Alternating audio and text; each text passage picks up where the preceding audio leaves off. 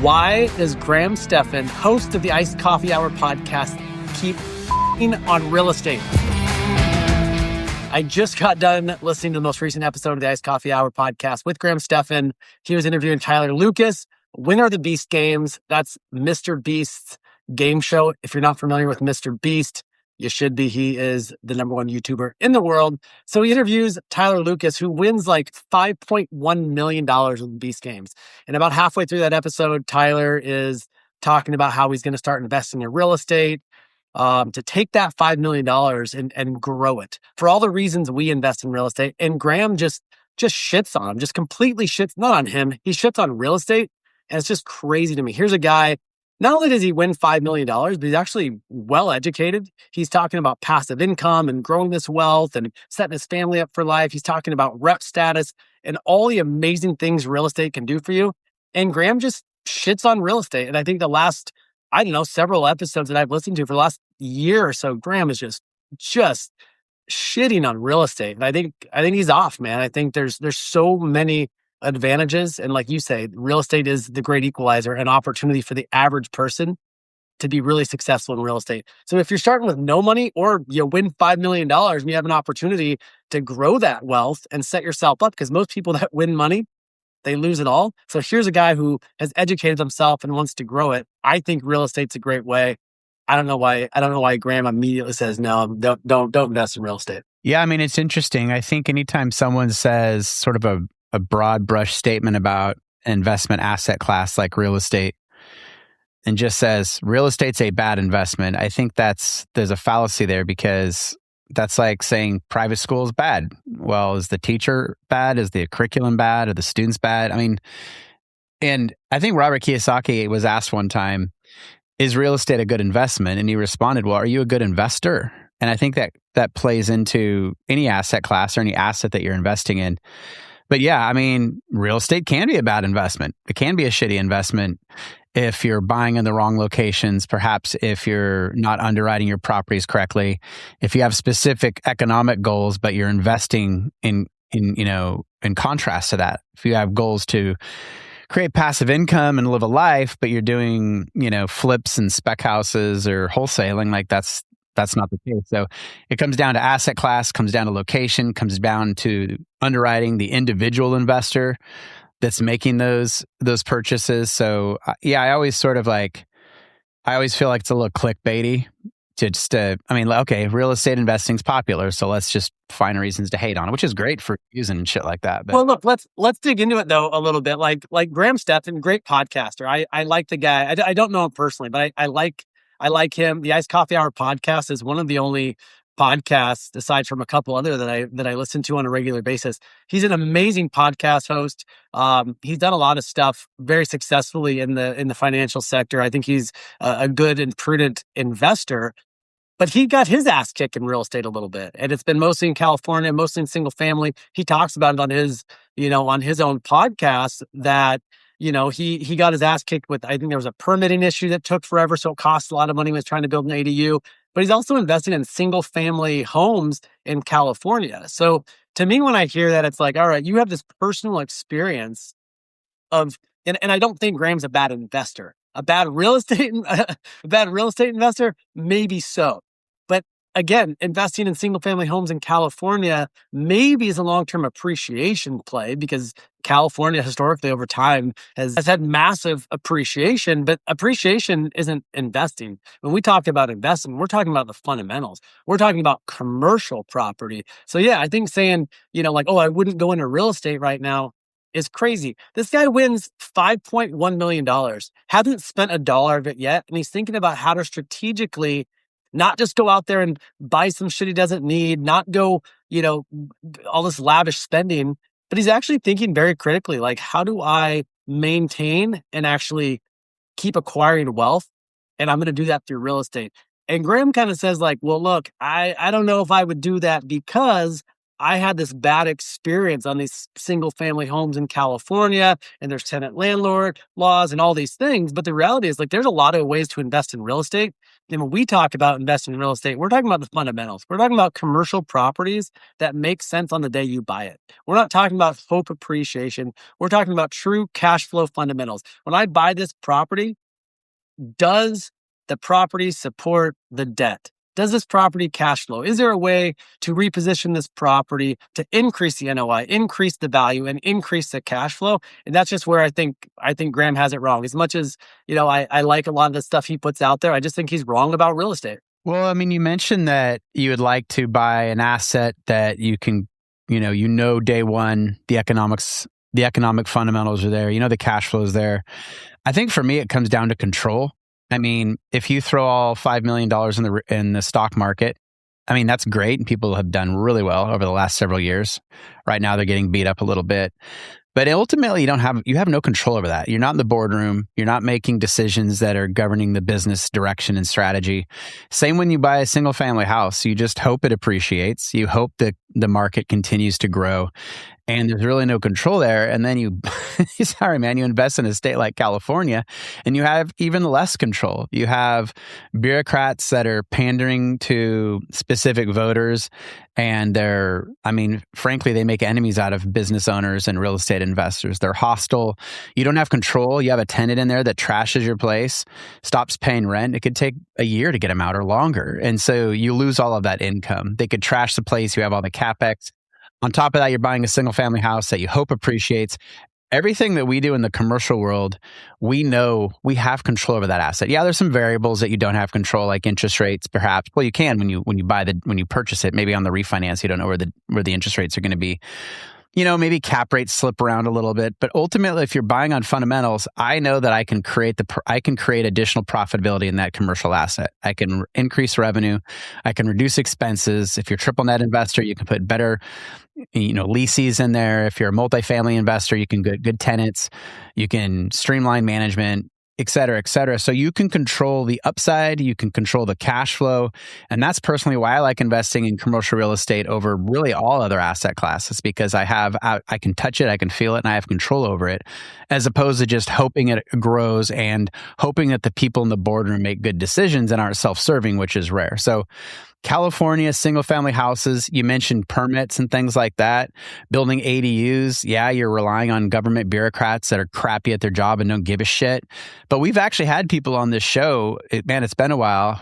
We had a guy that was actually buying single family, building ADUs, doing stuff in California and crushing it. So he just got really good at his craft. And other people that are just sort of trying to figure that out on the side, their knowledge gets watered down and they might get their ass kicked. I mean, there's guys out there that are writing books about mobile home park investing that bought one park, got their ass kicked, sold it at a loss, never bought another park, but they're writing books about it because it's great. It's great for the gram, I guess. I don't know. So. Well, Travis, look, like not all real estate's created equally too, right? So I today found out I have this RV park. I didn't find out today that I have the RV park. I bought it a few years ago, but I bought this RV park, not to rub it in your face. You and Mitch actually passed on it, but it increased in value over $1 million in a short period of time. I just got the appraisal back today. It just got valued at over $3 million. I bought this for 1.9.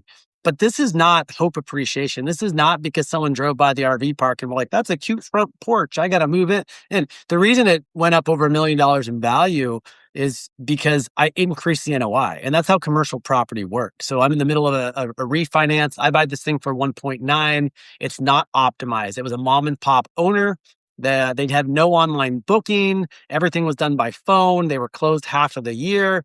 They didn't have dynamic pricing, all these things, right? And so I go in there, I buy this park. I hire someone to run the park that has experience running the park. We're able to increase NOI by doing things like dynamic pricing, online booking, cleaning up the park, right? Some pretty minor like cosmetic stuff. Some of the spaces have been converted to longer term, like monthly rentals, because in the non-peak season, summertime, like those spots used to be shut down. The whole park used to be shut down 6 months out of the year. So I had an idea that it was worth, about $1 million more than what I paid for it just by increasing NOI.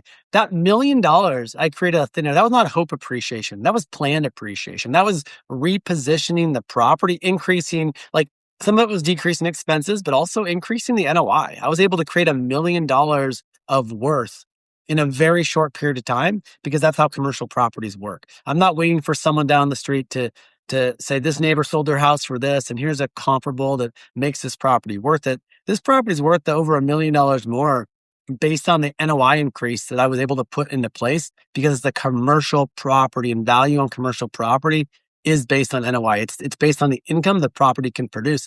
I'm going to refi that property next week. I'm going to pull a little bit of that cash out. Now that's tax-free money. I'm pulling that money out tax-free because it's debt, and I can go deploy that on another property. So that's commercial real estate.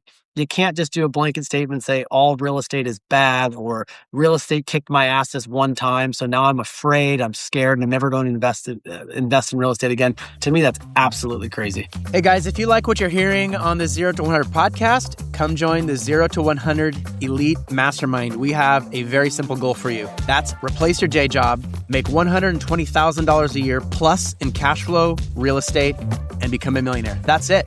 If you like that, if that's you, click the link below, and we'll see you on the 0 to 100 Elite Mastermind. Well, yeah, I mean, I think it'd also be erroneous to tell people that every asset you buy is great. I'm going to be cashing checks on Instagram and look good doing it. I mean, you have to be smart about it. And for people that are listening, for every annual dollar of net operating income that you create, which is really the profit, income minus expenses, not including the mortgage, you increase the value 10 to 20 times. And there's a formula to that called a cap rate, et cetera. But really just take that to the bank. And I think with any business, which these are small businesses, you need to go in with the end game in mind. You need to go in with the exit, the refinance, and whatever that looks like. And it's not rocket science. I mean, people that are listening to this that think, oh, it's really, well, that's finance, and I need to be a finance major in college to increase the net operating income and produce more value. Well, you don't. There's like kind of a substandard or a very small playbook on these things, and it's not rocket science. And we bought an RV park where they had 3 people working it, and they were managing the spaces with an Excel sheet, right? And so we just pushed it to online booking, hired one manager. It's all dynamic pricing. And we increased the revenue substantially. And like you increased the value well over $1 million. It could be a mobile home park that has an on-site manager reporting to an off-site manager. Manage the on-site manager, get rid of the off-site manager. Maybe bring rents to market. Maybe pass utilities. There's things these are things that are very common sense when you look at these small businesses. And that's why I believe that larger cash flow real estate properties, commercial assets, are truly the great equalizer, because you can raise capital, you can leverage bank debt, you can bring investors alongside you, and you can then implement a business plan that might be like 5 bullet points. You can put a business plan that's like 5 bullet points on one piece of paper for most commercial assets and create $1 million in upside, and everybody wins. So, I mean, that's why we like commercial real estate. But you're right. Just to say real estate is a bad investment, I think he knows. I'm sure he knows better than, he's a smart guy, right? He knows better than to say that. But it gets listeners, and people they want to stop and listen to that. So, I mean, I want to say one more thing that was interesting. Another thing that Tyler Lucas mentioned, and again, Tyler is the guy that won the $5.1 million. Sounds like an awesome story. He was on another game show also. I mean, he's ex-military. He flies planes. I think he actually flies drones. It'd be cool to get him on here, on our show, especially if he starts investing in real estate. I know that Mitch and him can nerd out on all the flying stuff, but he flies drones for the military. Another thing that he brought up, which I think is great, like shout out to you, Tyler, like you're educating yourself. He talks about rep status. He's saying, hey, my wife loves her job, but she could quit her job and potentially qualify for real estate professional status. And again, Graham's like, whoa, hey, buddy, it's March. There's some rules. You have to have 750 hours and all this stuff, and what's funny is Graham mentioned Amanda Hahn, who we've had on this podcast. I think it was Amanda Hahn might have been the last, back when we used to do more interview style podcasts, badass real estate CPA. And she talks about that rep status. And we're not CPAs. We're not giving any kind of legal or tax advice. on this show, but real estate professional status is a great way to offset your earned income, right? And so if you have one person making a lot of money, and the other, your partner, your husband or wife, qualifies for rep status, real estate professional status, you can offset a lot of these gains, right? A lot of the earned income per se. And so, I think Graham kind of shit on that as well, which I thought was interesting because yes, there are rules, but it's also not that hard. If you have an apartment complex, you have commercial property, you have rental properties, it's not that hard to qualify for real estate professional status. It's 750 hours, I believe, working on that real estate, and you have to spend more time on that than any other job. So if your full-time job, you or your spouse's full-time job is being a real estate investor, you can offset the earned income of the other spouse. Does that sound right, Travis? Yeah, again, we're not tax professionals. We just hire really great tax professionals. But yeah, generally speaking, the way I understand it, and my wife's a real estate agent, which also makes us qualify as rep status even before I became a full-time real estate investor. Now I am, right? I mean, now that's a good point. If you're trying to get yourself out of the daily grind and you eventually can be a full-time real estate investor, that is your job. And basically the tax code basically states that, if you don't have rep status, you can take passive losses against passive income. Well, passive losses comes usually with commercial real estate if you depreciate the asset. And with a big, beautiful bill, you can take bonus depreciation in year one. So you can actually offset the cash flow, and you can then take the loss on that, the paper loss on that property, because it's not a real loss. And you can offset it against active income, because the way they look at it is if you're a rep, now it's your full-time job. So the income that you make on the real estate is actually active income, which then can offset, active losses, which can then offset active income. So check with your tax professional, but absolutely, man, using depreciation with real estate and using, cash out refinances, which is tax-free, using things like 1031 exchanges is really smart. And this guy is probably, I don't know the specifics of his situation, but he's probably sitting on $5 million. Half of that's going to be taxed. So it's really a $2.5 million win. And he's probably trying to figure out how to keep more of that and not give as much to the government, so. Well, he talked about he thinks he'll be able to keep 3.5 to 4. He wants to be in the fours. And in my immediate brain goes, real estate makes the most sense. I mean, the accelerated depreciation is a huge one if you have that rep status, right? I mean, I did this in, back when, we have 100% bonus depreciation now, but I did this back in 2022. I did 8 cost seg studies, did the accelerated bonus depreciation, did it again in 23. I had like 3 million in accelerated depreciation carrying forward, which meant I was actually able to sell properties, not have to exchange it. I was actually able to sell some of my old rental properties at a huge gain and legally not pay a big capital gain, because I had the depreciation carrying over to offset that gain, right? And that's where having real estate as part of your strategy is huge. But also get around actual real estate professionals that are doing the thing and using these strategies to not just maintain their wealth, but actually grow their wealth. I guess the last thing I'll say about bonus depreciation is technically you're deferring taxes. So at some point you have to pay depreciation recapture if you do pay. But if you have new properties with losses and depreciation, you can offset those gains, right? And honestly, I think bonus depreciation, taking those losses, is really a good strategy for long-term hold investors, which we are. Like, we want to buy great assets. We want to hold them. We want to grow the equity. We want to tap that equity through cash out refinances, which is tax-free.